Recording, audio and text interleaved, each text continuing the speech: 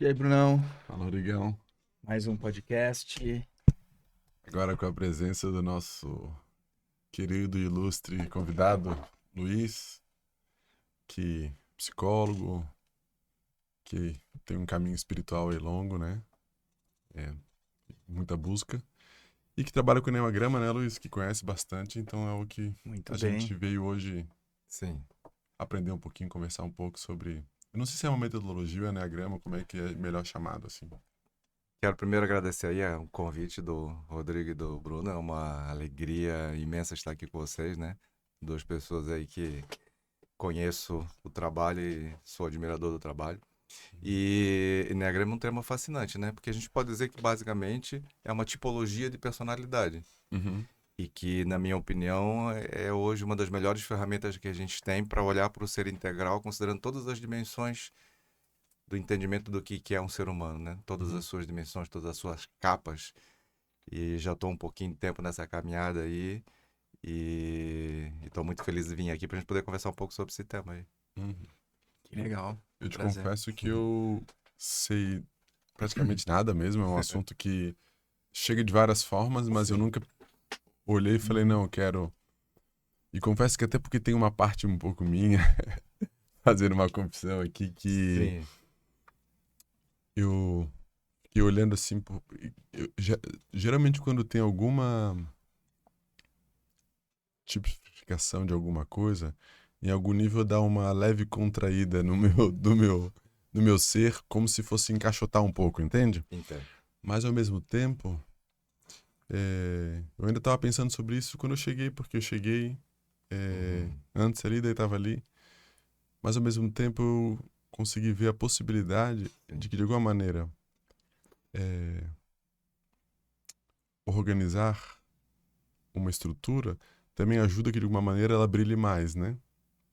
Então, ao invés de reduzir o que pode acontecer em algum nível, ela pode também aumentar o brilho pela definição que causa, né? Então, para mim, ficou um pouco mais. é, Gerou mais curiosidade ainda, né? Nesse sentido de Te que. descontraiu um pouco, então. E isso me descontraiu um pouco e expandiu, Uhum. porque acho que a gente facilmente, pela nossa cognição e a maneira que a gente mesmo é estimulado a se relacionar com as coisas, a gente gosta de rotular muito, né? E esse é um perigo de uma tipologia, sempre ficar no rótulo, e aí as pessoas ficaram numa superficialidade, né? E por isso que eu te convidei, porque eu sei da tua profundidade e sei que tu tem a possibilidade de trazer isso num local mais profundo, né? Essa questão é muito interessante para Uhum. começar. Enquanto tu falavas, eu me lembrei de Gurdjieff, George Gurdjieff, que é um nome muito legal do Enneagrama, né? Sim. Uhum, Ele é considerado o cara que redescobriu o símbolo do Enneagrama, Uhum. embora uhum, ele não aplicasse exatamente como a gente aplica hoje. Mas ele aplicava uma parte dessa sabedoria, que é uma sabedoria milenar, na verdade, né? Sim. E ele dizia uma coisa muito interessante: a pessoa precisa saber que ela está presa para ela poder ter vontade de se libertar. Então, uhum, quando se estuda a personalidade no Enneagrama, é a ideia de que muitas vezes a gente não percebe que nós estamos funcionando num padrão condicionado. claro. Uhum. Porque esse padrão ele é tão visceral, podemos Uhum, dizer isso, né? Ele faz caminhos no cérebro, Uhum. caminhos, né, neuronais no nosso cérebro desde que a gente nasce, desde a barriguinha lá da mãe, e a gente não percebe que a gente está funcionando no modo sobrevivência, por exemplo. uhum, Para a gente passar desse modo de sobrevivência, que vamos chamar aqui de certa forma nos aprisiona dentro de um limite, né? uhum, Uhum. A gente precisa, para entrar num modo crescimento, entender que a gente está funcionando no modo sobrevivência. E o Enneagrama ele vai nos trazer com muita clareza que a gente tem 9 grandes padrões de sobrevivência. Uhum. uhum, Que sem essa ideia de que eu estou, na verdade, aprisionado num tipo de visão do mundo, eu uhum, não tenho muita condição de sair daquela visão, porque para sim. mim essa é a visão correta. É mais ou menos, eu acho, uma boa metáfora que eu gosto. A neve, teoricamente, a neve é branca, mas na ideia do Enneagrama, como exemplo, como metáfora, nós temos 9 óculos coloridos na humanidade Uhum. toda, é um padrão universal humano, né? Uhum, Então, se eu coloco um óculos, se eu só uso um óculos verde, aprendi a usar um óculos verde nos meus condicionamentos, na meu desenvolvimento psíquico, né? Eu uhum, tô com esse óculos verde, eu olho para a neve, eu sempre vou ver a neve verde. Mas o Bruno usa amarelo, óculos amarelo. Vai olhar, vai dizer, não, peraí, a neve é amarela. O Rodrigo vai dizer, não, vocês estão doidos, essa neve é roxa. Sim, Sim, Então, o sim. Enneagrama, ele é o contrário, é para desencaixotar. Sim, claro. sim. É tu perceber que a forma está um pouco prisioneiro desses condicionamentos da personalidade e te dá mais liberdade. Então, é o Sim. contrário. Agora, o perigo da rotulagem, Uhum. é claro que Claro. existe em qualquer tipologia, Aham. junguiana, enfim, de qualquer Uhum. escola, Sim. psicanalítica, etc, né? Aham. Então, no Enneagrama, a gente tem, na tradição do Enneagrama, a gente tem bastante esse cuidado, né? De dizer para as pessoas assim, ó, primeiro, uma coisa que eu gostaria já de dizer, primeiro, a gente normalmente não faz diagnóstico quando a gente trabalha com o Enneagrama. A gente dá a ferramenta para a própria pessoa fazer o autodiagnóstico. Olha a liberdade. Uhum. Não sou eu nunca chego uma pessoa, Rodrigo, pô, Sim, Rodrigo, sim, sim. cara, tu é um tipo 3. O Bruno é perfeccionista, tipo, nunca faço isso, nunca. Sim. Mesmo quando eu atendo as pessoas, eu dou para as pessoas algum questionáriozinho, mando ver um vídeo para a pessoa, ela mesmo, porque olha a diferença entre alguém, um sujeito suposto saber, como diria Lacan, o Bruno, o Rodrigo Luiz Melo, você é tal, pronto, acabou, a pessoa já está rotulada. Sim. Agora, se ela faz a descoberta, às vezes o cara se identifica com um tipo lá, eu acho, não, pô, eu acho que não deve ser, mas deixa o cara fazer o processo de descoberta dele. Então, na verdade, é uma ferramenta de libertação e não de Sim. aprisionamento. Aham. Até Sim. porque eu acho que talvez o primeiro passo seja esse, né? Eu me identificar com um desses 9, ou predominantemente, né? Uhum. Para que eu possa justamente sair desse condicionamento, né? E vivenciar os 9. Porque eu acho que o ser integral talvez seja tu ser livre para transitar, né? Perfeito. De alguma forma, de uma forma mais livre, né? É fantástica a tua colocação, porque uma outra sabedoria que está nesse símbolo, Rodrigo, é a ideia de que esses 9 padrões, ou podemos chamar 9 energias, até 9 arquétipos, né? Fazendo uma pontezinha ali com o Jung, eles são padrões que constituem todos os psiquismos. Uhum. Sim. Então nós vestimos. Eu gosto desse exemplo, eu acho uma metáfora interessante. Eu gosto do exemplo de que tu tem 9 trajes no teu guarda-roupa. Uhum. Só que basicamente o Bruno acordou hoje de manhã, a gente pega sempre o mesmo traje, sempre o mesmo traje. Uhum. Mas no Enneagrama nós temos as asas, que são os tipos que estão, né, ao lado na mandala, ali no símbolo, né, desse símbolo com 9 pontos. Tem as asas, tem as flechas ali no meio, né? Uhum. Então a gente tem tendências de pegar outra roupa, né? Hoje o Bruno tá mais um esporte, sei lá, legal. Mas lá um belo dia tu acorda de um jeito, ou tu tem um compromisso, tu já vai lá, já pega uma roupa um pouquinho diferente. Então, são 9 roupagens que todos os seres humanos experimentam, só que tem algumas que a gente praticamente nunca experimenta, outras a gente experimenta, é o nosso padrãozinho do dia a dia. Sim. Lá um belo dia a gente pega uma outra. Então é interessante isso. É como se fosse um ser humano fosse uma receita com 9 ingredientes, né? E cada um de nós vai fazer um. Então, também no Enneagrama tem essa ideia que não tem duas pessoas iguais. Embora a gente trabalhe com essa tipologia, essa mistura ela é idiosincrática. Cada um vai fazer ao sabor das experiências de vida. E tu tem razão. À medida que eu vou desencaixotando um pouco, porque eu percebi que meu óculos é verde, pô, eu posso tirar o óculos. Até dar uma olhadinha sem óculos, que seria até o ideal. Eu acho que em algum momento a gente pode fazer isso, né? A gente chega numa expansão que a gente pode olhar e ver que é branca, mas eu vou lá, pô, eu posso pegar o azul, né? Talvez seja até bom hoje usar o óculos azul. Uhum. Então é um instrumento de libertação, sem dúvida. Sim. Uhum. Muito bom. Sim. E acaba que eu entendo quando tu diz quase como o mito da alegoria lá de Platão, né? Que na verdade, se tu não tem como sair da caverna se tu não se dá conta que tu tá lá dentro, né? Então, nesse sentido tem um valor, né? Para poder identificar, para poder inclusive se desidentificar, né? Perfeito. E aí se propor a viver outras experiências para além daquele aspecto que tu tá condicionado. Sim, sim.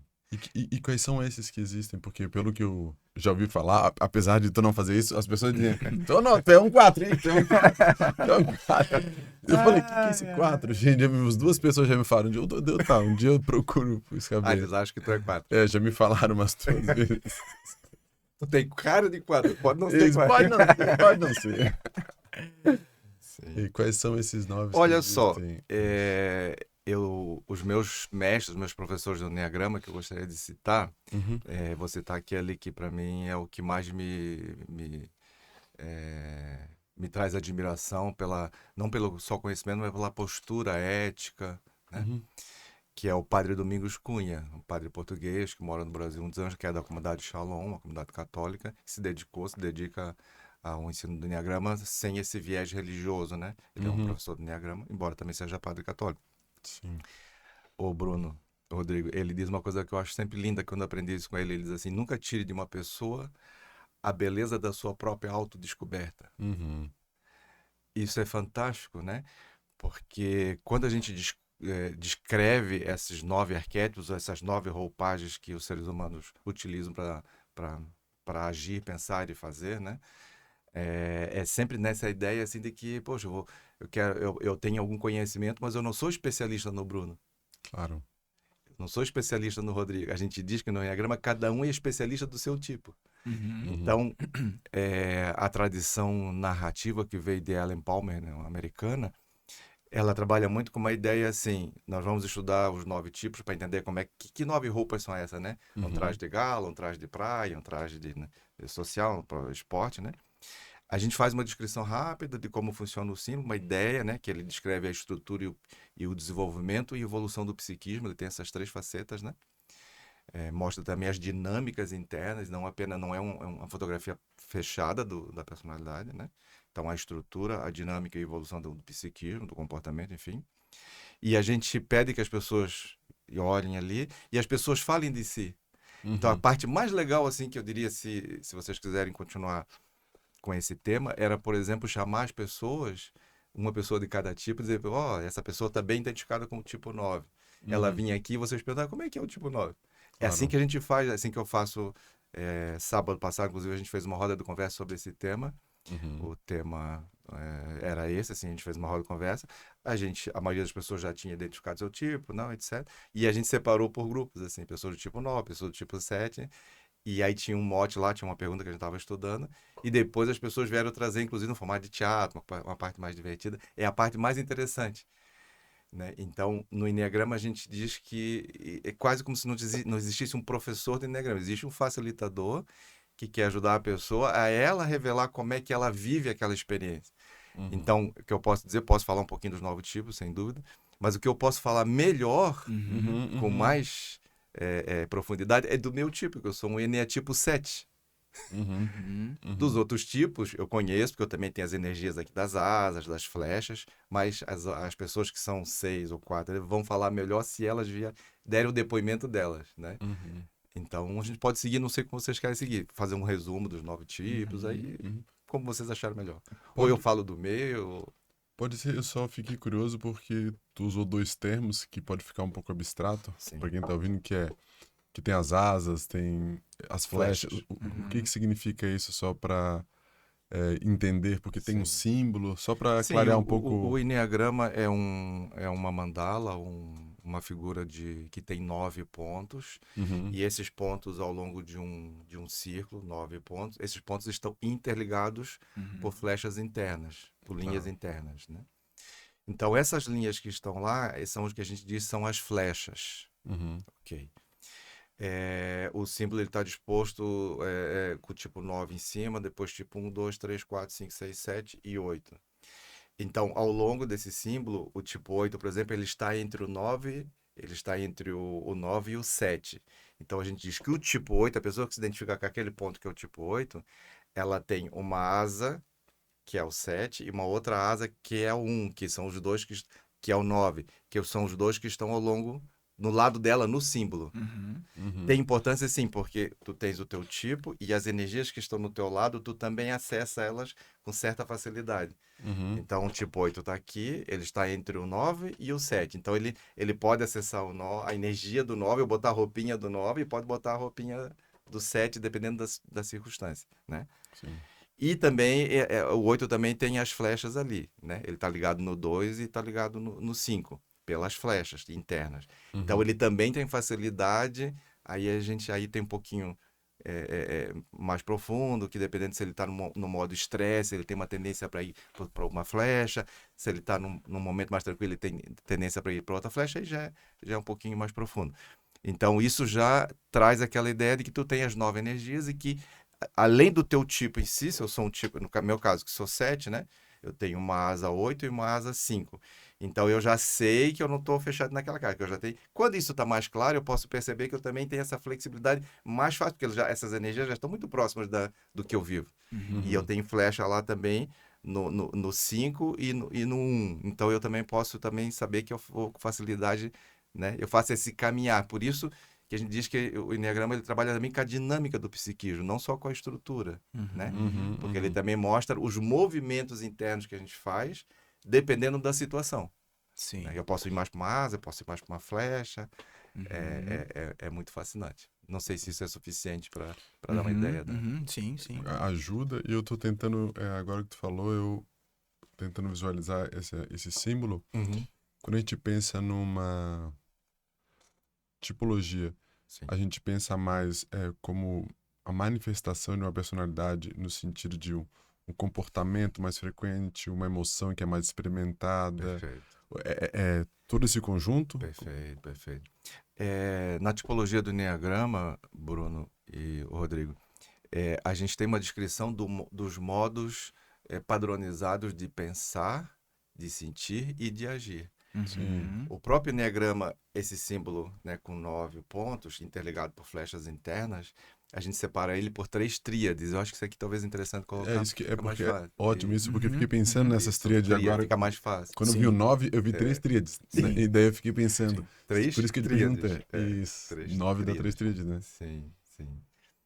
E até me lembrei agora da música Tribalistas, dos tribalistas, né? Sim. Como se fosse 3, esses 9 personalidades que são padrões tem no planeta todo.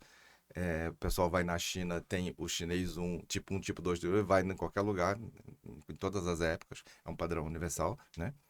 E tem essas 3 tríades. O 8, o 9 e 1, que estão lá em cima no símbolo, o 9 está bem no início, assim, a gente chama de coroa do Enneagrama, o 8 está no lado, o 1 está aqui. Essa tríade a gente chama de tríade instintiva.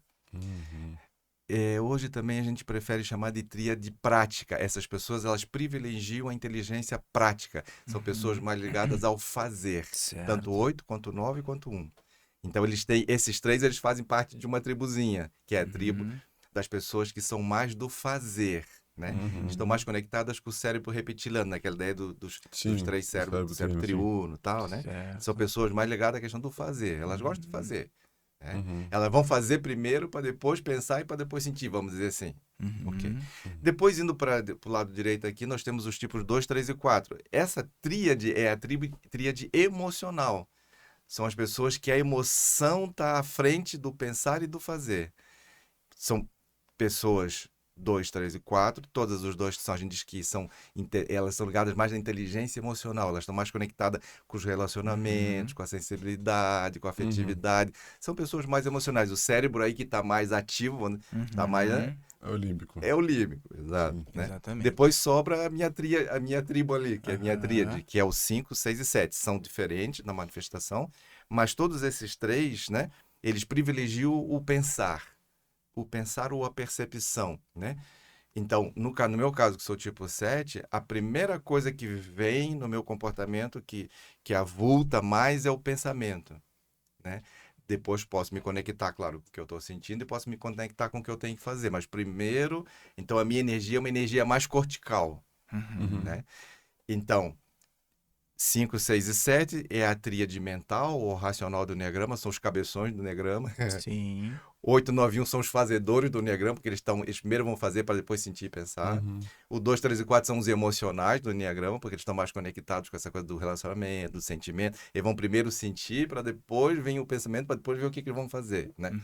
Então tem essa distribuição de tríades que eu acho que facilita um pouco, simplifica um pouco mais, né? Então a gente trabalha aqui com o fazer.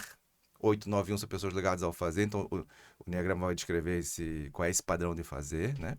O 2, o 3 e 4 mais ao sentir, e o 5, 6 e 7 mais ao pensar. Só que como a gente tem as 3 tríades dentro da gente, a gente tem o pensar, o sentir e o fazer, que no Enneagrama, quero introduzir uma palavrinha que eu acho importante, né? A saída dessa caixinha da personalidade, né? Perceber assim que se eu sou um cara tipo que eu sou muito fazedor, mas talvez eu estou desconectado do sentimento. Sim. Da outra tríade lá. O meu límbico não está funcionando muito. Eu estou muito no reptiliano, muito no fazer, muito no reativo, né? Então eu começo a perceber, ei, peraí, mas eu posso ampliar a minha vivência. eu sou um tipo, vamos dizer que seja o tipo 5, que é da tríade mental. Esse cara está muito desconectado também do sentimento, né? Então com isso a gente percebe que o enneagrama vai descrever o fazer, o pensar e o sentir, desse modo, como que ele está automatizado no modo de sobrevivência, e como esse pensar, sentir e fazer pode sair da caixinha, que aí a gente entra nessa palavra que a gente chama de essência.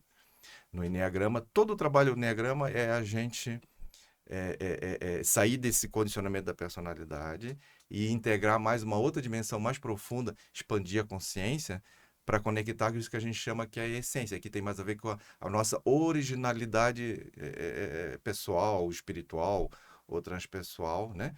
Que aí eu saio da caixinha da personalidade e começo a vivenciar um outro estado de consciência, onde eu já saio um pouco desse padrão e consigo integrar melhor o pensar, o fazer e o sentir de uma forma mais equilibrada, em vez de privilegiar só integrando mais o cérebro. A essência me permite viver mais nessa expansão. Uhum. Não sei se eu compliquei ou se... Não, ótimo. É que a gente tem muita palavrinha, né? Mas a palavra essência é importante. O Enneagrama ele vai descrever 2 estados de consciência. A personalidade, quando a gente está nesse modo automático. Vamos fazer uma brincadeira, vamos dizer assim, que a gente pode estar no modo zumbi, porque a pessoa, o GF, vários sábios falaram que talvez a maioria da humanidade vive meio adormecida, né? Meio sonolenta. Então tem muita metáfora também do despertar, né? A pessoa, ele desperta, ele começa a dizer, não, mas espera aí, eu estava aqui... meio que não estou exatamente na vigília, estou num estado meio sonolento, que a gente chama às vezes brincando de modo zumbi, né? Então a personalidade, se eu estou só no original de fábrica, como a gente diz, a personalidade estou no modo zumbi. Quando eu começo a me trabalhar, fazer um trabalho de autodesenvolvimento, na espiritualidade, na psicoterapia, em qualquer outro caminho, né? Essa pessoa ela começa a tornar a personalidade dela mais transparente para essa essência, que é anterior à personalidade, né? E o tipo de personalidade que eu tenho também tem a ver um pouco com a essência que eu sou, né? E aí eu vou como se eu fosse um filho pródigo, meio que voltando para casa, reencontrando a minha originalidade, e nessa originalidade eu estou mais expandido, porque aí eu posso, como se eu pudesse circular nesses 9 pontos de uma forma muito mais fluida, Sim. mais leve, mais descontraída, menos fechadinha na minha caixinha. Claro. Até porque, assim, pensando agora, né, te ouvindo, se o Enneagrama fala desses, vamos dizer assim, 3 grupos, né? Pensar, sentir, fazer. Uma pessoa, para se realizar na vida, ela não pode só pensar, né? Ela vai ter que elaborar bem nos seus sentimentos e saber fazer, né, o que tem que ser feito, né? Porque também a vida se dá nos fatos, se dá na prática. Perfeito. Então, de alguma forma, todos vão ter que integrar alguma coisa, né, que está faltando ou que ainda não desenvolveu tanto quanto deveria, né? Perfeito. A tua fala é perfeita porque quando a gente está no modo condicionado da personalidade, a gente não percebe essas tendências, porque elas estão tão, né? A gente já dá como fato, né? Isso, tu dá como fato. Como eu sou, como as cores são, né? Eu tenho como funcionamento, né? a gente não tem a imagem aqui, mas depois, quem quiser pode buscar essa imagem. Eu usei ela sábado na nossa roda de conversa. É uma roda de conversa entre amigos. Tem um desenho, uma pintura que alguém fez, não sei quem é o autor, que eu chamo de rinoceronte pintor. Quem não viu, vale a pena procurar lá na internet. O rinoceronte é uma imagem, eu vou dar um spoiler. O rinoceronte está lá e ele é um pintor, ele está lá com o cavalete pintando uma aquarela dele e tal. E tem uns quadrinhos espalhados no chão, né? Aí às vezes as pessoas não percebem, é a coisa mais incrível. No sábado aconteceu isso, a pessoa olha e ela não entende o que ela está vendo. Porque no chão estão espalhados vários quadros que ele já pintou e tem outro no cavalete que ele está pintando. Todos os quadros aparece a paisagem, ele está pintando a paisagem com um chifre no meio. Olha que interessante, como o rinoceronte tem um chifre bem aqui assim, quando ele olha para a paisagem, ele entende que ele está vendo um chifre na paisagem. Mas o chifre não está na paisagem. Mas todas as paisagens que ele pintou, tá com o chifre lá. Então seria brincando, como todos nós temos um chifre que a gente não enxerga. E que a gente coloca em todos os lugares que vê. Isso, você olha Isso, e é muito exato. incrível, porque todos os quadros dele, como se o chifre tivesse projetado fizesse parte do mundo. Do cenário. Não, do cenário, mas não faz parte do cenário. É dele. Tá bem aqui, né? Então acho que essa metáfora é boa, né? É como se todos nós tivéssemos que descobrir e até fazer as pazes com os nossos chifres psicológicos. Sim, exato. É Até muito porque bom. quando a gente fala em personalidade, a gente tá falando de algo que é muito egocintônico, né? Sim.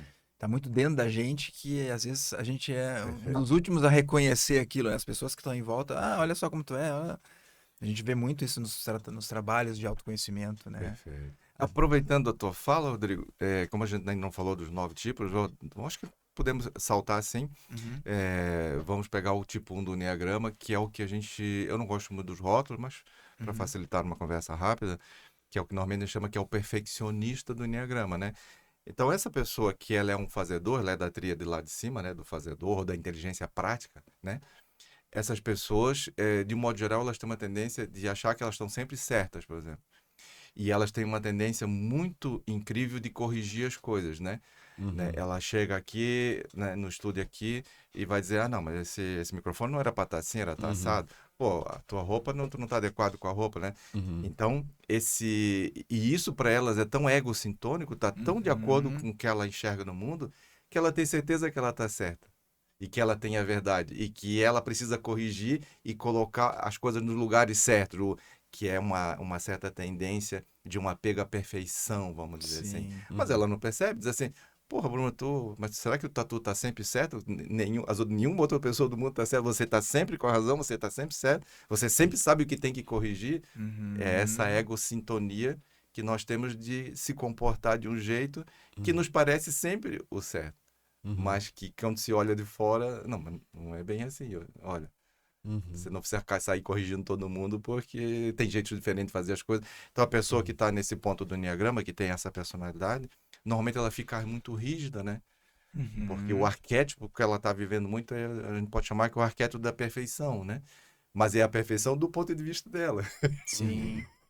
Não é Sim. do ponto de vista do universo, das leis, né? Que estão Uhum. funcionando bem aí, que o universo está indo bem, né?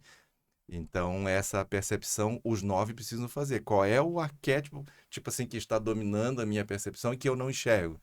E que Uhum. ao Uhum, enxergar eu posso flexibilizar. sim, Sim. exatamente. Sim. Eu fiquei pensando agora quando estavas falando que realmente no Petor, que em outros trabalhos, na verdade as tríades elas estão aí, né? Então, E no mundo de várias formas, né? sim, Desde religiosa até que tem no taoísmo, tem no perfeito. cristianismo, tem no, Sim. né? Pai, Filho e Espírito É, Santo. tem Sim. isso, Sim. no Petor, e eu tava Do pensando Pétio, sim. na tríade do Petor, né, que vai trazer, se a gente pegar como personalidade, que seria a primeira ali, 9, a primeira que A tu falou, primeira, 8, que 9 e 1. seria alguém que é de uma tipologia mais vontade, né? Vontade de Que, fazer, sim. que é vontade, esse vontade que é a capacidade de manifestar também, né? E Isso. que a emoção preponderante seria, vamos supor, uma agressividade, mas não no sentido de violência, mas dessa capacidade Sim. de. No Enneagrama é a mesma coisa, sim. E aí eu tô pensando Sim, a emoção base. a emoção base, né? Isso. E aí, então, então, se a gente pensa que são.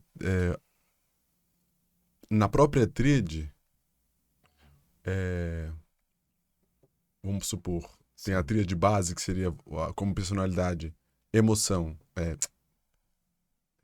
vontade, Vontade. emoção e, e a terceira tipologia estaria mais voltada também ao intelecto, Ao pensamento, ao sim. pensamento.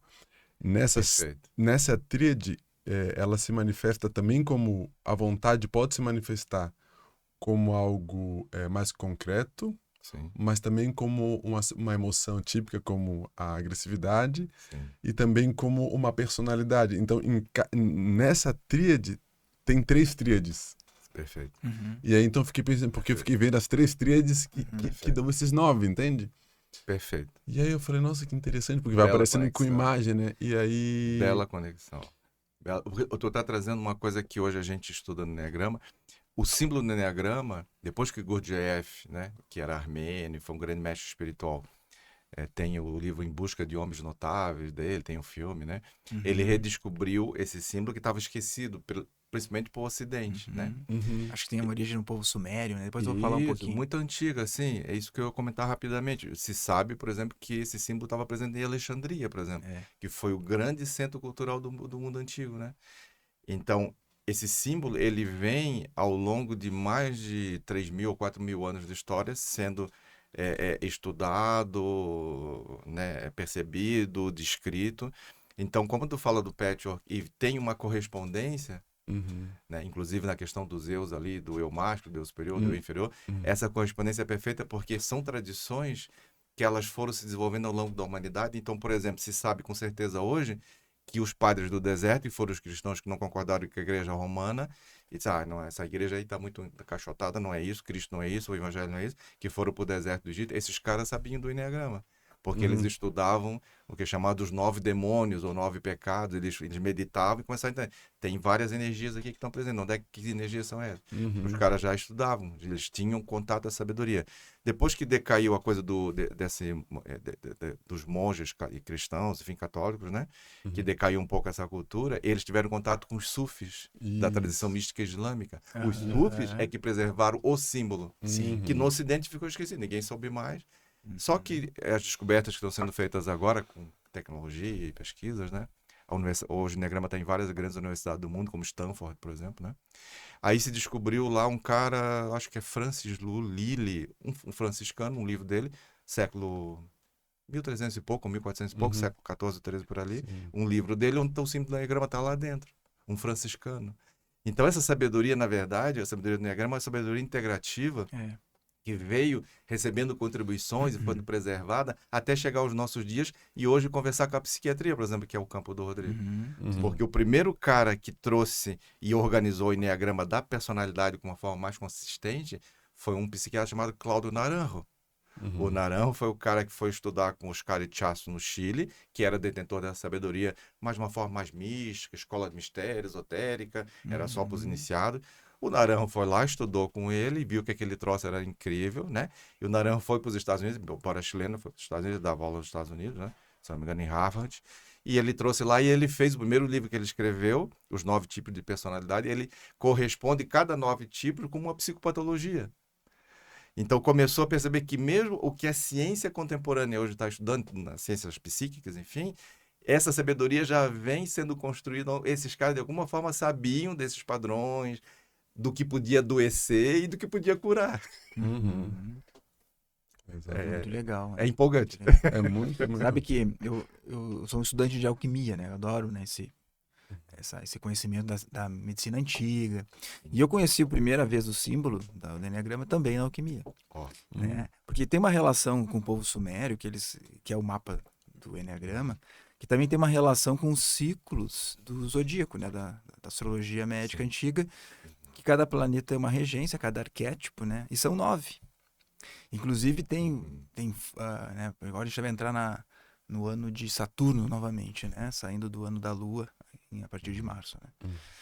E inclusive tem fórmulas assim da própria alquimia que tenta conectar esses 9 arquétipos de uma forma que a pessoa possa se integrar mesmo, né? Vivenciar de forma mais plena todos esses movimentos.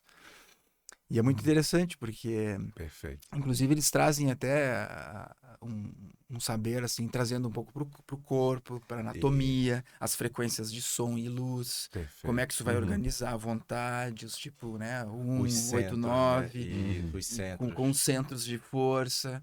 É muito interessante esse conhecimento. Precisamos trocar mais informações. Quero Muito aprender um pouco interessante. contigo dessa tradução mais incrível, né? Estava me lembrando aqui também, como o Padre Domingos é padre, enfim, ele faz um trabalho lindo, eu adoro esse trabalho.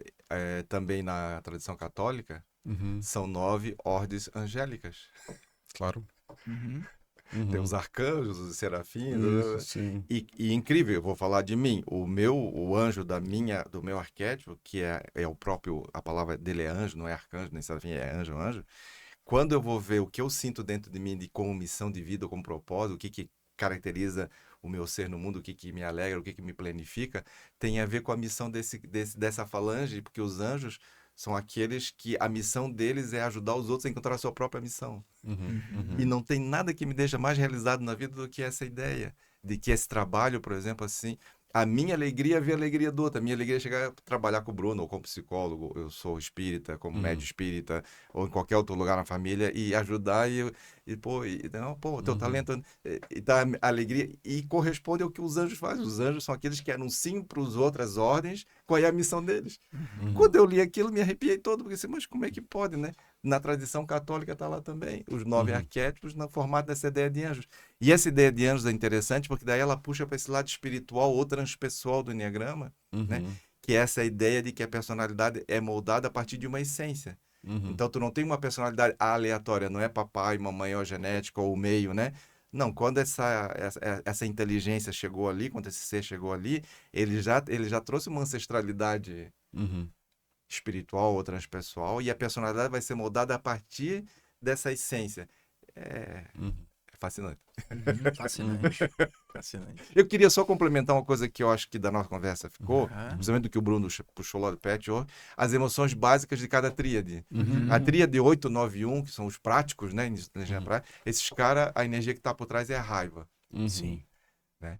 Só que cada um desses vai vivenciar a raiva de uma forma diferente. O tipo 8, ele vai ser o cara que vai mostrar a raiva, Uhum. que é o que a gente chama que é o poderoso do Enneagrama. É o cara que vai, que faz, Sim. que acontece, ele quer controlar, ele quer ser o líder, ele não quer obedecer ninguém, ele Uhum. quer fazer do jeito dele.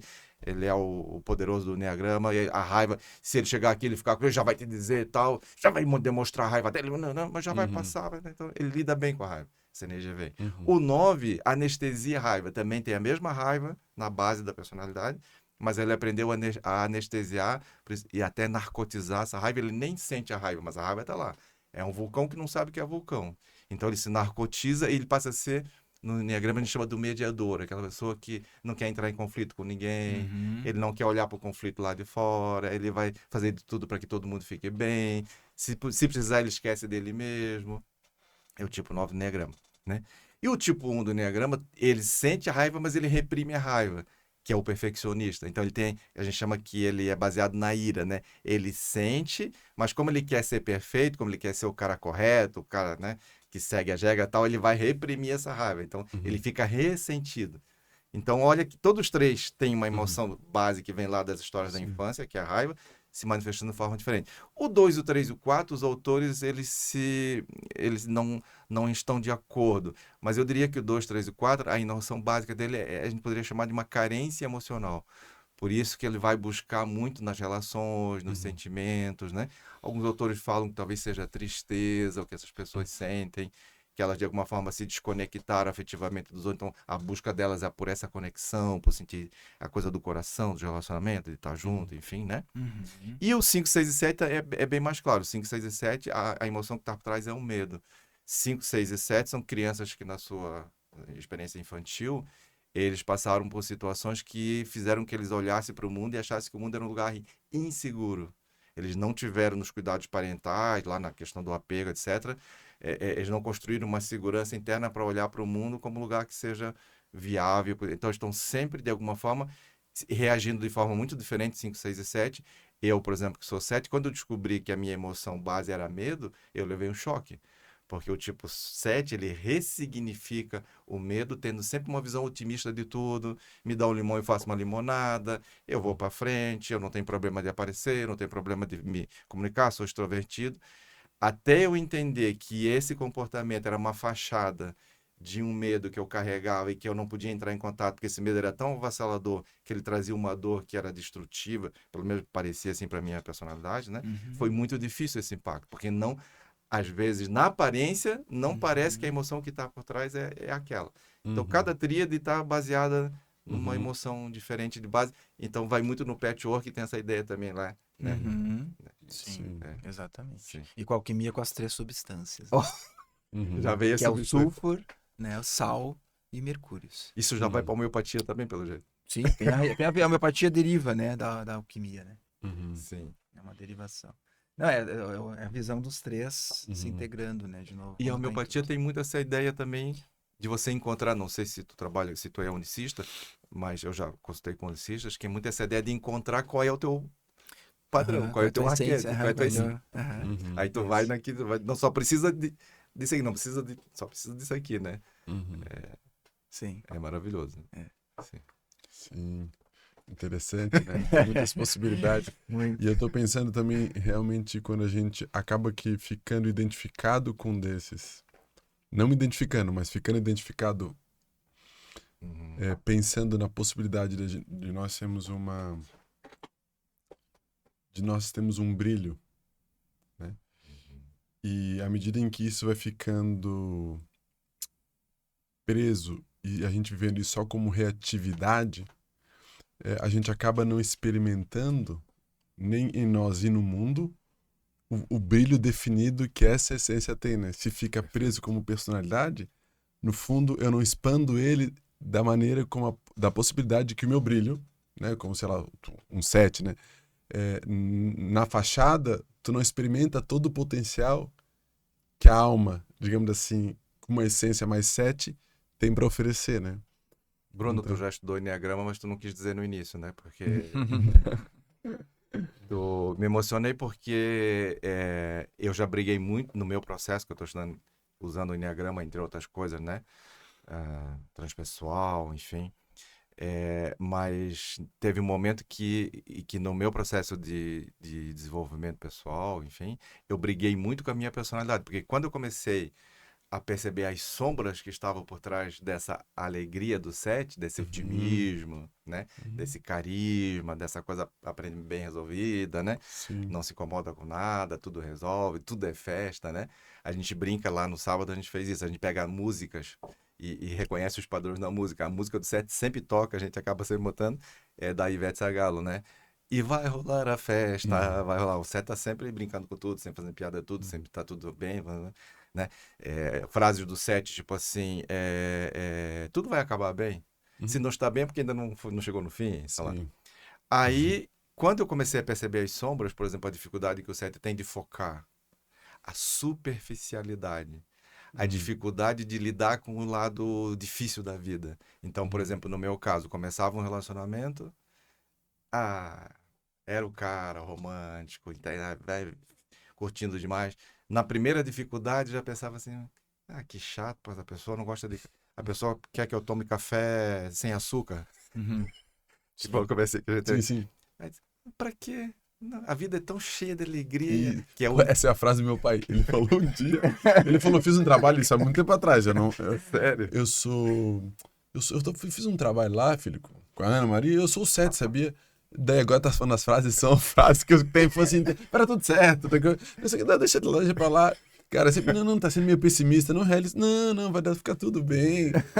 Assim, mas ele já muda, o limite é uma sensação. Entusiasmado, É um entusiasta. É um entusiasta. Sem dúvida. Aí, nesse processo, legal saber que teu pai é da minha tribo, aí, nesse processo, e quando veio à tona as coisas difíceis, ou as sombras do 7, né, foi muito difícil para mim. Claro. Porque eu não percebia, eu não olhava, chegar a dizer assim, não, mas peraí, mas pô, essa tua alegria muitas vezes é de fachada. Pô, morreu o gatinho que tu adorava, que dormia na cama contigo 20 anos, e no outro dia tu já foi lá, já pegou um outro gatinho, nem passou pelo luto, porque o 7 não quer viver a dor, né? Então eu tive muita dificuldade de ver a minha dificuldade de profundidade, a minha falta de responsabilidade, um certo grau de narcisismo, etc, né? Que todos os 9 tipos têm, claro, vamos dizer, claro. nesse caso aí, né? Sim. Aí o que acontece? Eu fui para um lado que o Naranjo, esse psiquiatra, que é um dos grandes autores do Enneagrama, que é estudar a biografia dos caras para a gente tentar entender os caras que fizeram essa, vamos dizer assim, essa conversão da personalidade para a essência. Aí eu encontrei Francisco de Assis. Tem estudos muito claros, inclusive de um pessoal da Espanha que eu adoro. Eu já li várias biografias. O Francisco de Assis provavelmente era uma personalidade tipo 7, né?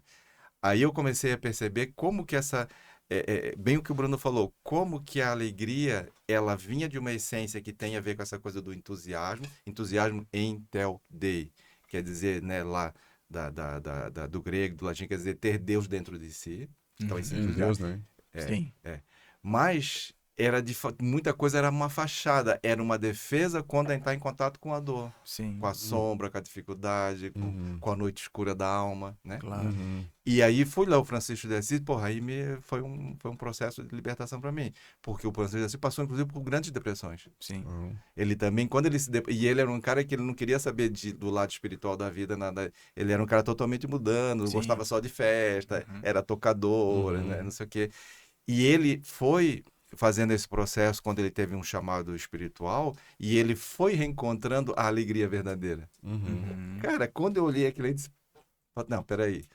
É difícil ser 7, mas também tem um caminho aí que... Ele vira o irmão só, né? Que é um brilho só, né? Como que tu falasse. E de alguma forma, ele antes era um cara... Ele era rico, sei lá, bonitão, era inteligente, tocava música, namorava todo mundo lá em Assis, né? Sim. Fazia festa. A turma queria fazer a festa. Chama o Francisco... que nós Tão vamos fazer uma entusiasta que foi festa. pra guerra, né? E E voltou. E aí, quando ele fez o processo dele lá, ele foi reencontrando isso que tu falaste, tu falou, foi muito bonito, que é a ideia que dentro desses 9 arquétipos tem uma essência que é um brilho verdadeiro, não é o falso brilho Uhum. do falso diamante, vamos dizer assim. Uhum. Então, a personalidade, de alguma forma, reflete uma distorção de como a gente se organiza no mundo quando a gente perde o contato com essa essência. Como os cuidados parentais que a gente recebe na infância são fundamentais para estruturar a personalidade, pai, mãe, cuidadores, né? E esses cuidados não são suficientes para atender as necessidades da criança, basicamente a necessidade de ser valorizada, que é o 891, de ter conexão emocional ali, afeto, que é o 2, 3 e 4, e segurança, que é o 5, 6 e 7. Quando uma dessas 3 grandes necessidades não são atendidas, você se desconecta dessa essência e se organiza para sobreviver. Em desconexão tem essa ideia que nós temos assim de voltar para casa, né? Essa ideia do filho pródigo. Parece que sempre a gente está precisando fazer retornar né? Essa essência. Então, quando eu fiz esse trabalho e comecei a experimentar um outro tipo de alegria, talvez mais serena do que a alegria entusiástica, Eufórica. eufórica, né? Uhum. Isso, eufórica, né? Tanto que eu tive no meu processo que a gente chama de emergência espiritual, aí, enfim, eu tive quadros de bipolaridade muito acentuados, né? Claro. Por causa exatamente dessa dificuldade. Então, Francisco de Assis, eu recomendo muito isso, né, quando eu trabalho com essa. Olhar para os caras que representam aquele arquétipo para ver como é que esses caras. Isso dá muita esperança. Claro. Sim. Como é que eles Sim. passaram pela noite escura, né? Isso. E puderam E trazer. muitas pessoas não sabem que Francisco, se tu for ler lá o cara, as dificuldades que ele passou, as Sim, depressões que ele tinha, sim, as sim. crises. Né? Questões até com a sexualidade, né? Como eu lidar, como equilibrar isso. Ele tinha muito esse tema também. Eu lembro de alguns uns escritos Sim. dele. Sim.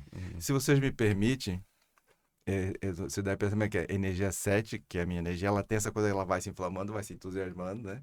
Uhum. Eu gostaria de contar isso na linha do que tu falaste, de encontrar o brilho verdadeiro, né? Que às vezes não é o brilho da fachada, que a gente tá tão, às vezes, vamos dizer assim, apegados na nossa própria personalidade, que fica difícil a gente abrir mão disso, porque isso ajudou a gente a sobreviver. Claro. Então, uma morte abrir mão, né? Literalmente, muitas tradições falam em morte, né? Uhum. Queria contar essa história que eu acho que representa quando Francisco de Assis, no caso da energia 7, descobriu a alegria verdadeira. Uhum. Ele já estava famoso, porque o Papa autorizou a ordem dele lá, e já tinha vários mosteiros espalhados pela Itália e pela Europa, enfim. Uhum. Mas ele era assim, ele um dia chamava o Frei Leão, nós vamos sair caminhando, mas para fazer, não vamos levar nada, a pobreza, não, a pobreza. E ele já era o grande Francisco de Assis, né? Criador dessa ordem, que é uma das maiores ordens católicas do mundo.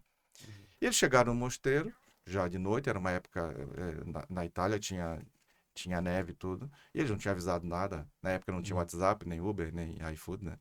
Aí ele bateu na porta, os dois não tinham nem nada de comer, já estava, né, nevando, frio, fome. Bateram na porta do mosteiro, só que na época tinha muito roubo, muito ladrão, né? Aí o cara lá abriu a portinha, um monge lá, era mosteiro franciscano. Tem para dois peregrinos aí que, né? Vocês são ladrões, podem ir embora aqui. Não, ninguém recebe ninguém aqui. Franciscano. Fechou a portinha. Aí o Frei Leão pensou, não é possível, nós vamos morrer aqui de fome, de frio. Bateu de novo lá. O cara abriu. Olha, é melhor tu abrir a porta aí e nos dar, porque aqui não é mosteiro Francisco. O pai Francisco tá aí. O quê? O pai Francisco? Aqui no meio do nada, a não sei quantos quilômetros. Isso aí, né? E fechou a porta. Aí o Frei Leão desesperou, vamos morrer de fome, de frio, de sede, né? Aí quando ele olhou, tinha começado a chover. Aí disse, agora ferrou, né? Ainda tá chovendo. Quando ele olhou para trás, o Francisco de Assis estava pulando de alegria. Estava pulando, se divertindo naquela chuva toda. Aí pirou de vez, né? Vou ter que chamar um psiquiatra aí para ver se ele dá alguma coisa. Dá um tarja preta aí, porque, porra, agora nós estamos numa situação, nós vamos morrer, porque não. Aí olhou, porra, mas pai Francisco, grande respeito que ele tinha, naturalmente, mas, porra, tu viu a situação aqui, não temos o que comer, não vamos desabrigar e tu tá aí assim, não, eu estou na perfeita alegria. Perfeita alegria, sim, porque agora nós estamos totalmente nas mãos de Deus. Uhum.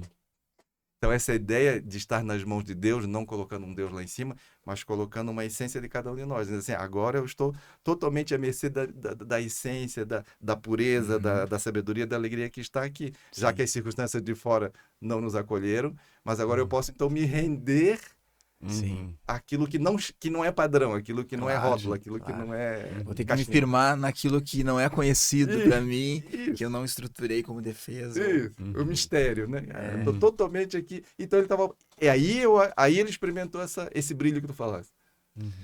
Muito Que lindo. não é um brilho baseado nas estratégias de sobrevivência do modo zumbi da personalidade, né? Sim. Sim. Mas ao mesmo tempo é legal.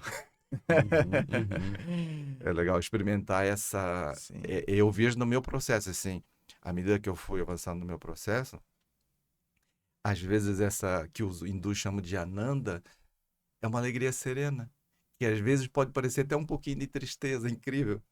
Porque eu tive eu até 35, não sabia o que era tristeza, não sabia o que era medo, não tava, fazia contato com nenhuma dessas emoções difíceis. Você não quer saber disso, né?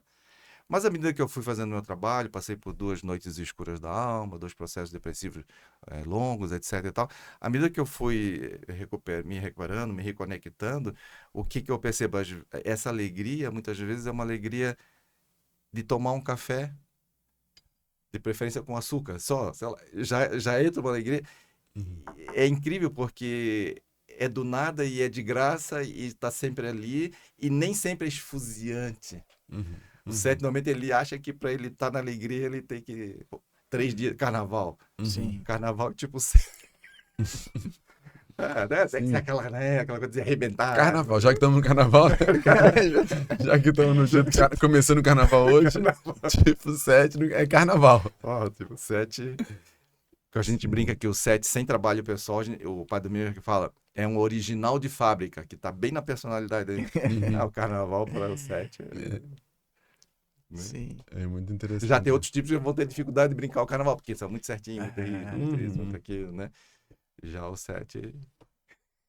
Sim, e aí é bem interessante porque quando tu acabamos entrando na história do brilho, tocou a música do Djavan, né, que é Qual? tempo, tempo, tempo, tempo, né? És um dos deuses mais lindos. Daí em algum momento ele fala que que o teu brilho definido, enfim, daqui a pouco a gente pega ali, mas ele fala exatamente do tempo de possibilitar a manifestação desse brilho definido, né? Sim. Que tem em cada personalidade ali, como tu trouxe. E eu fiquei pensando no trabalho pessoal, da importância de não rotular, Sim. de que tu Total. tava agora contando do teu trabalho, né? E acho que talvez, eu não sei qual é a relação do sufismo aí, porque tu comentou, mas essa tradição islã, que é uma tradição mais mística do islamismo, né? Sim.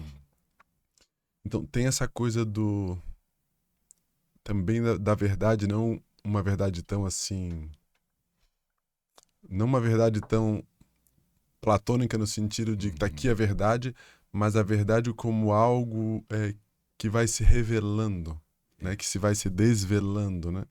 E esse processo de chegar nessa alegria que tu tá trazendo, que é uma alegria que não tem a ver com essa prontidão de fazer festa ou com euforia, Isso. mas à medida em que tu vai fazendo esse trabalho dessa morte, da noite escura, né? do retorno do herói, várias Retorno do tradições herói. vão fazendo esse processo. Naquele momento dessa morte deixa eu sentir esse medo que para mim é avassalador, por exemplo, né? Avassalador. No caso 7 é avassalador. É avassalador. Nesse momento que eu vou morrendo, é como se vai se desvelando. A verdade é o desvelamento disso que sempre esteve aqui e que fui eu, e que por ter esse medo entre nós, né? Entre eu mesmo, no caso, se eu fosse um 7, a alegria genuína, né? E o medo e a minha personalidade, é como se eu reflito na personalidade a alegria através do medo. Perfeito. E não experimento através dessa autodescoberta, de se atravessar esse medo, esse desvelamento dessa alegria que daí tu encontra num café, né? Que aí tu experimenta ela assim, né? Gostei do café. E aí que aquilo vai emergindo e tu vai descobrindo, né? E vai Eu sentindo. gosto muito de escutar, até porque eu tenho um carinho, uma admiração muito grande por ti, né? Pelo tempo que a gente estudou constelações juntos, né? Quando a gente se conectou. Tu Sim. tava falando, eu tava me lembrando de Eva Pierracos, porque o trabalho da Eva Pierracos lá, o do guia, né? O que que o guia vai ajudar a gente a entender lá, né? É, tem o eu máscara, ou a máscara, a gente chama de eu máscara, o eu inferior. Tu não pula direto lá no eu superior, né? Sim. Seria, Sim. Uhum. mas tem esse trabalho, né? Tem esse caminho. Aí o caminho, não temas o É mal, o caminho, né? né? Esse trabalho todo, né? Então é muito bonito isso, essas camadas que a gente vai colocando, e de alguma forma é como se a gente fosse descamando. Tu Uhum. usou uma palavra que eu acho linda, revelando, né? Uhum. O descobrindo, algo que já tá lá, sempre teve lá, tá lá, mas de alguma forma precisou de se proteger para poder sobreviver nesse tipo de mundo que a gente vive, né? Uhum. Talvez, não sei se vocês vão concordar no trabalho, vocês são dos grandes terapeutas, né? Que talvez o nosso grande trabalho nesse planeta hoje é permitir que as crianças que nasçam hoje, Uhum. elas não precisem de personalidades tão estruturadas. Uhum. Talvez as crianças, parecem estranhas que estão nascendo hoje no nosso meio, que são diferentes das crianças da minha geração, que estou com 61 anos, Sim. que parece às vezes com síndromes ou parece com comportamentos muito diferentes. Uhum. Eu me pergunto, será que já são crianças que já estão nascendo no mundo que a personalidade não precisa ser uma capa tão fechada, uma armadura tão rígida, e elas já estão mais ou menos já nascendo mais permeáveis para essa essência, Uhum. para esse brilho Sim. original? Autêntico, sim. Autêntico, Uhum. original. Uhum. Uhum. Eu creio que sim, né? Sim. Uhum. Eu tenho esse propósito na vida, né? De ajudar a construir um mundo onde que quem nasce agora é, vai precisar pegar essas 9 roupinhas, porque faz parte do processo nesse planeta aqui, Uhum. mas ele não precisa botar um smoking Sim. e passar a vida inteira dentro daquele E smoking. botar um cadeado pra não soltar o botão, o primeiro lembra- botão, né? Tu me lembrou agora de uma metáfora, talvez vocês conheçam, que é um roteiro de Hollywood que chama o Cavaleiro Preso na Armadura. Ah. Sim. É perfeito, é isso. Perfeito. Todos nós estamos presos. A armadura, o rei chamava ele toda hora, toda hora. O rei aí pode ser o pai, a mãe, o mundo, a sociedade, os irmãos, né? A mulher, o marido, os filhos, né? E à medida, vou dar um spoilerzinho rápido, eu acho que vale a pena. É para estimular quem quer ler, porque é um livro fantástico, ele é fininho, é um roteiro de Hollywood, né? Do Fisher. Aí ele vai, o rei tá toda hora chamando ele, porra, e era a grande honra dele, ó, botava a armadura dele lá, defender o rei, né? Só que o rei começou a chamar, ele era muito eficiente, e às vezes quando a personalidade é muito eficiente, ela se encaixota mais ainda, porque tá dando Sim, certo. Exatamente. Isso. Tipo, 3, por exemplo, são pessoas que são movidas para encontrar o sucesso. São pessoas da performance, né? Pessoas que estão sempre buscando ser o melhor naquilo que elas fazem. Vou citar uma pessoa aqui só Funciona porque... bem. Que é um caso que tem estudos e tal, que é o Cristiano Ronaldo, por exemplo, esse arquétipo, seria o Ayrton Senna, Silvio Santos, sei lá. Esse arquétipo aí, né? Aí funciona. E ele chega para casa de noite, ele já começa a ter preguiça de tirar a armadura para dormir com a esposa, porque dá trabalho, porque 5 horas da manhã ele já sabe que. Então ele já começa a dormir com a armadura. É isso que a gente faz, a gente dorme com a personalidade. Uhum. E aí ele quer fazer, uma hora ele quer fazer amor com a esposa, olha que interessante. Já não consegue mais fazer amor. Porque ele já não tá no. Ele já não consegue desnudar o seu corpo. E a armadura. E depois ele não consegue nem mais tirar. Aí todo o processo, que ele vai numa busca Uhum. para retirar. É fantástico, É mas fantástico, a gente tem que reconhecer que a gente tá usando uma armadura. Exatamente. Enquanto não reconhecer, Exatamente. Claro. é complicado. A gente É. vai achar que. Não, Uhum. a gente vai sempre se auto-justificar. Sim, sim. Sim. E a vida, na sua inteligência, né? Ela vai nos colocando em situações que inevitavelmente nós vamos ter que olhar para essas questões. Perfeito. Ou às vezes a gente faz isso de forma voluntária, como muitos de nós, e muitas pessoas hoje já estão buscando, né? Buscando de uma forma. Porque tem um chamado, né? É. Uhum. Que fica mais Enquanto leve, chega, de certa sim. forma, né? Eu Fica acho um que tem pouco até a mais- frase do Rumi que ele fala que aquilo que a gente está procurando também está nos procurando. Procura né? a gente. Procura a gente. Sim. Então talvez aquele que faz voluntário, de alguma maneira, só escutou aquilo que estava sendo buscado através de nós, né? Sim. Essa escuta aconteceu mais voluntária, né? Uhum. Eu gostaria muito de escutar, talvez não hoje, em outro momento, é essa busca de vocês. Porque quando tu falasse, eu me lembrei agora de que de alguma forma é como se a gente sentisse um perfume. Uhum. Um perfume do divino, um perfume, sei lá, que me conectei com isso agora, que tem um símbolo muito antigo, que é o símbolo da Rosa Cruz, que tem até uma ordem mística, né? A Uhum. Ordem Rosa Cruz, que é uma cruz com uma rosa no centro. Uhum. É muito interessante esse símbolo. E o enneagrama representa, de alguma forma, o reconhecimento de que na cruz existe uma rosa, uma flor, existe algo a desabrochar. E é Uhum. muito interessante nesse símbolo porque a trave vertical significa essa dimensão espiritual desse mistério, Uhum. dessa Uhum. origem, né? Desse Deus, seja o nome que a gente queira dar para essa experiência. E a Uhum. trave horizontal representa a experiência humana. Sim. Então, olha que Uhum. interessante, entre a verticalidade do divino e a horizontalidade do humano, existe um coração, existe uma rosa. E é interessante o fato de eles terem colocado uma rosa lá, porque a rosa ela exala um perfume. Então, me parece que isso que tu está falando, que a vida, ela está o tempo todo, na verdade, nos mostrando experiências olfativas de perfumes, nos mostrando, e que quando a gente não vai pelo perfume, a gente acaba indo pela caatinga. Uhum. Sim. Exato. Mas tem sempre esse Sim. chamado à vida. Se a gente souber ter né, uma sabedoria olfativa nessa metáfora, né? É Uhum. interessante porque a gente vai por caminhos mais leves. Hoje eu sinto isso na minha vida. Sim. Os trancos e barrancos que eu dei, né? Nos meus processos lá de emergência espiritual, enfim. Hoje aparece de uma forma mais leve. Parece que agora o meu olfato está um pouquinho mais sentindo esse perfume dessa rosa, Uhum. né? Que essa rosa tá essa ideia da crucificação aqui, ela sai daquela ideia de matar Sim. ou morrer Uhum. na cruz Uhum. como uma punição, né, como uma condenação, e vai para uma outra coisa muito mais bonita, né, porque é o encontro do divino com o humano através do coração, né? E esse coração Exato. no formato de uma rosa, quer dizer, de algo que desabrocha e perfuma o mundo, né? Uhum. Porque Uhum. por que que uma rosa perfuma o mundo? Ah, tem explicação biológica. Mas, na verdade, a rosa perfuma o mundo porque ela é uma rosa. Sim. Uhum. Então, Sim. cada um de nós, as 9 personalidades, temos um perfume. E é muito bonito quando a gente se permite que esse perfume, né, ele exale espontaneamente. Fazendo essas leituras que tu falaste, Rodrigo, da vida, né? A vida, ela vai te proporcionando tudo que tu precisa para esse desabrochar, né? Uhum. Exato. Esse Sim, florescer, né? sim. Sim. Florescer. Sim. Flor Uhum. e ser. Isso. Uhum. Sim. Pode ser. Pode ser. Pode ser. Sim. Sim, é. Muito legal, né?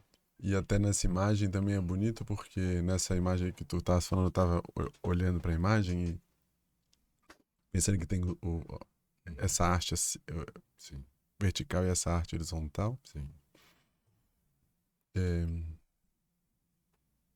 e, mas que de alguma maneira a gente pensa a cruz como cruz, né? Mas também pode ser o cruzamento, né? Então, o cruzamento Sim, dos caminhos, né? É como se todos esses caminhos, eles se cruzam, né? Uhum. E o sim, cruzamento deles, inevitavelmente, dará nesse centro, né? centro. O encontro. Do mais de Sim, como, assim, porque a gente pode pensar a cruz como indo para cima e para baixo e para frente e para trás, sim. ou a gente pode pensar em ela vindo dessas Isso. direções Uhum. pro cruzamento, né? Pro Pro centro. encontro. Isso. Uhum. Pro Sim. encontro dos caminhos, na verdade, né? Isso. Perfeito. É tão incrível essa sabedoria integrativa que eu sempre gostei desde guri ler o que a gente chama filosofia perene, né? Vários caras fantásticos, autores fantásticos, que essa sabedoria está espalhada no planeta todo, nos povos originários, né? Uhum, uhum, E tu estava falando ali, a gente pegando a tradição cristã, que é mais próxima da gente, é, uma das falas de Jesus, ele diz assim, né? Vós sois deuses, brilha a vossa luz. Na passagem que eu mais gosto, ele diz assim: o reino de Deus não vem com aparências exteriores. O reino de Deus está dentro de vós. O Enneagrama, de alguma forma, é a ideia de nos ajudar a entender que o reino de Deus é essa essência, essa originalidade do ser, que não é encontrada fora, né? Uhum. Mas que quando a gente se conecta com ela aqui, a gente também enxerga lá. Então, falando uma linguagem mais religiosa ou teológica, né? À medida que a gente reconhece o Deus que está aqui, eu também posso olhar para fora e reconhecer o Deus que está fora. E aí é essa plenitude que a gente está buscando, e isso uhum, é cura. É. Porque a ideia de cura, que a gente chama de são, o que que é a pessoa sã, né? O que que é essa ideia, né? Que o Rodrigo pode falar melhor dessa palavra, mas eu acho que essa é a ideia de ser pleno, né? E o Uhum. ser pleno inclui a personalidade. Não Exatamente. Exatamente. exclui É. o que seria um mundano. Exato. Né? Também tem lugar para carnaval, vamos dizer assim. Claro, No claro. reino de Deus. Claro, Claro. claro. E com, quando, com certeza. Né? Com certeza. Não. Teu pai concordaria. Não. Com certeza. Tipo, 7 estaria festejando. Concordaria. Não. E contribuindo um pouquinho também nessa visão da cruz, né? Trazendo um pouco do conhecimento das medicinas antigas, né? Da alquimia, por exemplo. Também realmente essa visão, né? Essa conexão à linha horizontal, à vertical, conectando as raízes, a tua origem enquanto ser, né? Inclusive nessa estruturação material, a família, os ancestrais, com o propósito, com essa conexão maior com o mundo espiritual, com o eu superior, com da nossa mônada, da onde a gente vem, todo o nosso processo, né? E essa linha horizontal, sim, o eu, né? Que inclusive vai incluir, olhando agora para a astrologia, né? Seria a casa 4 lá, as raízes, a casa 10, né, da autorresponsabilidade, do propósito maior. Casa 1, eu comigo mesmo, quem sou eu, né, com minhas lutas internas e com o meu processo de expressão. E eu com o outro, que é a casa 7, 1 e 7, né? Como que eu me relaciono com o mundo, então como eu me associo, né? E aí a alquimia mesmo e a própria medicina antiga fala que nesse processo de ciclo, né? Então a gente vai se desfazendo mesmo dessas roupagens que a gente foi criando por necessidade de sobrevivência. E nos 28 anos é visto esse encontro, onde começa a haver essa intersecção mais forte. Tipo, onde eu tenho que estar mais ciente de quem eu sou enquanto um ser transpessoal, espiritual, encarnado, e o que eu tenho para me expressar nessa relação com o mundo. Então, qual é o meu propósito, né? Qual é a minha autoexpressão genuína. Então, dos 28 aos 33, aí tem a ver um pouco com essa idade de Cristo também, é onde ocorre esse nascimento do homem adulto, vamos chamar assim, né? Porque o homem adulto, ele começa a entender que ele não tem... o propósito dele não é mais receber só da vida, né? Ir para a escola, receber dos pais, a nutrição. Ele já está num momento de inversão da polaridade, onde ele precisa oferecer para o mundo. A realização dele agora é o que eu tenho para dar para o mundo. Né? Eu me realizo oferecendo, servindo, né, o meu talento, o meu propósito. Perfeito. Então isso é muito bacana, né? Claro que esses ciclos, quando respeitados, vamos dizer assim, você entra no fluxo mais facilmente da vida, né? A vida fica mais leve. É muito comum tu ver pessoas em crise, 27 anos, 28 anos, né? Entre 28 e 33, aí vai muito de cada um, né? Vivenciando crises existenciais mais intensas, porque justamente às vezes estão muito fora do seu propósito, mexeram um pouco com essa essência ainda, e estão tendo que viver algumas crises para poder retomar esse... Eu estou adorando te escutar, Rodrigo. E vocês como terapeuta, eu não sei como é o... Desculpe o trabalho de vocês, mas eu às vezes gosto, até eu faço muita palestra, às vezes eu recomendo assim, pô, te recomendo, pega um papel, te recomendo uma boa crise. Sem crise, sem emergências, Exato. essa ideia que a gente fala na Transpessoal hoje de emergência espiritual, de crise de emergência espiritual, né? Sem a pessoa experimentar esses solavancos, né? É difícil sair do padrão que a gente está conversando. Se está funcionando, enquanto está funcionando, né? Mas a hora que há um desconforto, eu também gosto dessa metáfora, da pedrinha no sapato, né? À medida que a gente tem... Enquanto tá a pedrinha lá, mas de alguma forma você tá andando e tá dando conta, tudo bem. Mas quando começa a fazer calo e não dá mais, você manca, você tem que parar, tirar o sapato. Metaforicamente tirar um pouco a personalidade, descalçar, né? Essa ideia do descalço é... E enquanto tu tá falando, também me lembrei muito, eu não conheço muito essa tradição que tu estavas falando, mas eu li um pouquinho do Rudolf Steiner, que ele fala dos setênios, né? Sim, tem muito a ver. Ciclos, né? Tem muito a ver, sim. Ciclos de... Estamos chegando no Estamos fim. chegando no final, né? O papo foi bom, fluiu, né? Foi bom, muito bom. Foi rápido? Foi rápido, né? Quando é bom, é rápido. É isso, é o tempo, né? Sim. Muito bom. Mas muito bom, acho que o nosso público aí vai aproveitar bastante. Poxa, tomara. Muito, muito honrado aí de O Rodrigo foi até uma surpresa, né? Porque a gente já se conhecia de contatos, né? Telefone, WhatsApp, De né? profissional, até de Sim. encaminhamento, mas nem não tinha ideia. Sim. Foi uma surpresa, foi uma perfeita alegria, assim, né? Sim, sim. Surgiu algo que inesperado, né? Uhum. Esse viver a vida com essa sensação de que tá sempre, né? A vida tá sempre te surpreendendo, né? A Uhum. personalidade acho que tem um pouco isso, né? A gente meio que já sabe o que vai, a gente acha que já, né? E na essência, quando a gente vai mais para essa energia da essência, a vida ela vai se mostrando uma sabedoria e uma fluidez Uhum. miraculosas nesse sentido, né? Uhum. Então, Sim. esse encontro com vocês e com o Bruno, que é um cara que eu conhecia em 2011, 2011. mas nunca perdemos a conexão assim no sentido de acompanhando, né, o Sim. trabalho.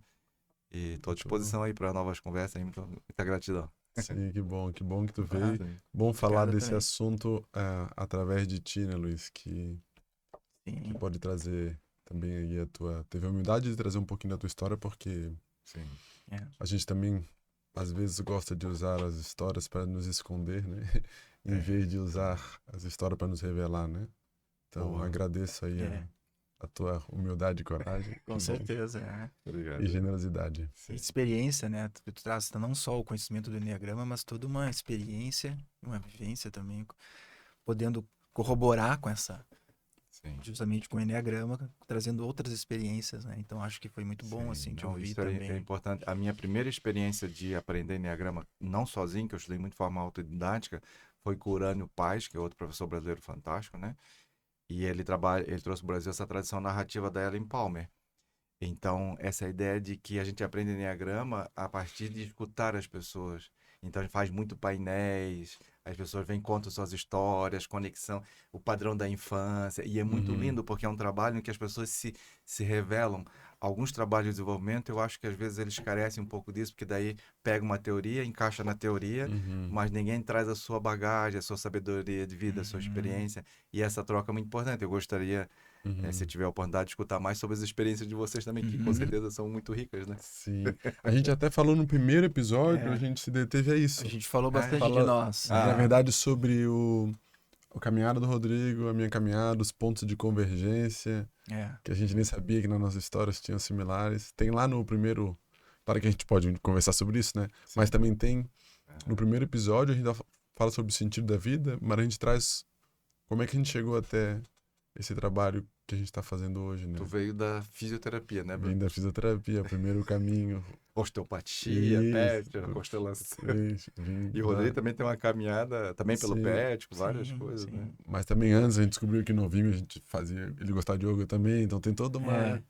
uma história antes, família espírita lá atrás. Então Exato. tem várias coisas, Sim. pontos de convergência lá de trás. Eu quero trazer uma benção, assim, que o canal de vocês pode ser, para que as pessoas possam realmente ser, né? Sim. E seja algo que diz, não, você pode ser, né? Quer dizer, você pode viver a vida de uma forma mais expandida, menos encaixotada, menos narcotizada né, por um mundo que ainda, né, vibra muito na coisa do materialismo.